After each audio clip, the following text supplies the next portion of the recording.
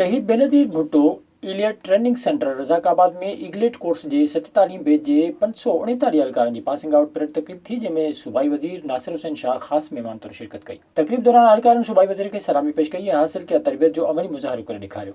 सूबाई वज़ीर ट्रेनिंग में बहितरीन कारकर्दगी ॾेखारींदड़ एहलकारनि में तमग़ा ऐं सनदूं पिणु विरहायूं। इन मौक़े ते ख़िताब कंदे सूबाई वज़ीर सैयद नासिर हुसैन शाह चयो त Shaheed Benazir Bhutto elite training center मुल्क जो बहितरीन तरबियती मर्कज़ आहे, जिते जदीद बुनियादनि ते सिख्या ॾिनी वञे थी। हुन वधीक चयो त सिंध हुकूमत पुलिस लाइ घणो कुझु कयो आहे ऐं अॻिते बि पुलिस एहलकारनि खे समूरियूं सहूलियतूं मुहैया करण लाइ कोशिशूं वरितियूं वेंदियूं। इन मौक़े ते सूबाई वज़ीर पास आउट कंदड़ एहलकारनि खे मुबारक ॾिनी ऐं नेक तमन्नाउनि जो इज़हार कयो। विज़िट कयो अवामी आवाज़ मीडिया ग्रुप जी वेबसाइट awamiawaz.pk